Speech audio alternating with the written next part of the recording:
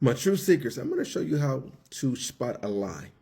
And when you spot this lie, you will be able to tell the difference between the people of covenant and the people of not a covenant. You got to understand there's two people. Check it out.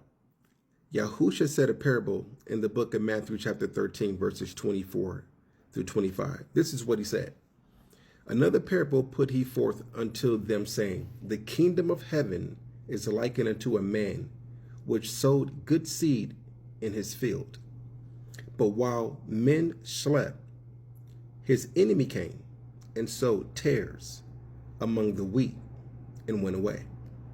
In Matthew 13, 26 through 30, the servant asks, how did the wheat grew amongst the tares? The master said, an enemy has done this, and tells them to let both grow together, the wheat and the tare, until the time of harvest. So the disciples came to Yahushua and said, can you tell us what that parable meant? Now check this out, Matthew 13, 37 to 39. Yahuwah answered and said unto them, he that soweth the good seed is Yahusha. The field is the world. The good seed are the children of the kingdom, but the tares are the children of the wicked one. The enemy that sowed them is the devil. Now, do you see? There's the children of the kingdom and the children of the wicked one. So this tells us everybody in the world is not the people of covenant. It tells you that in black and white. Follow me. So Yahusha said, the good seed, not seeds, meaning the good seed are the children of the kingdom. That seed represents the gospel of Yahusha. But the tares are the children of the wicked one.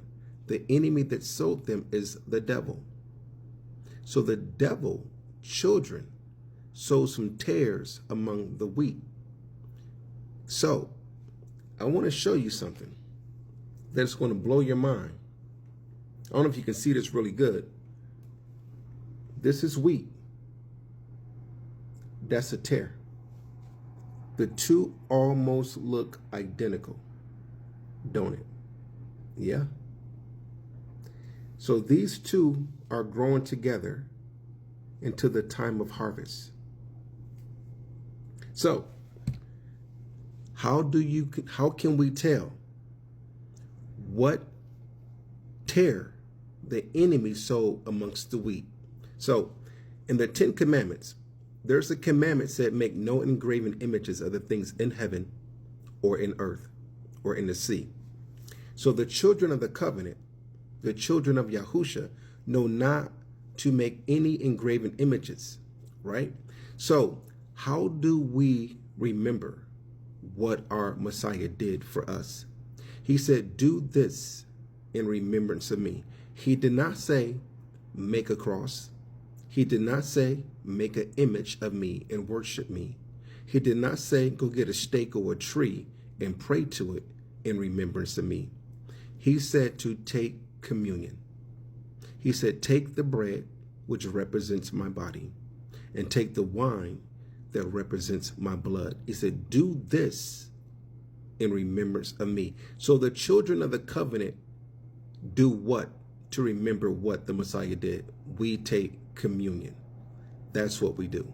We don't make images. So now, using your own common sense in the Bible, who planted this? Who planted this? Not the children of the covenant, because we are told not to make any engraven images. Do we do this in remembrance of the Messiah? No. We take communion in the remembrance of the Messiah. So who did this? What did Yahushua say? He said what? He said, but the tares are the children of the wicked one. The enemy that sowed them is the devil. So who image is this? It is not the Messiah. It is not covenant. It is not scripture. So who image is this? The image of the beast and its antichrist. And whose name is on this cross? Jesus. Our Messiah name is Yahusha. This is how you spot the lie. Even though the wheat and the tare do grow together and they look almost identical, but we should know them by their fruit. This is not the children of the covenant fruit. We do not make images.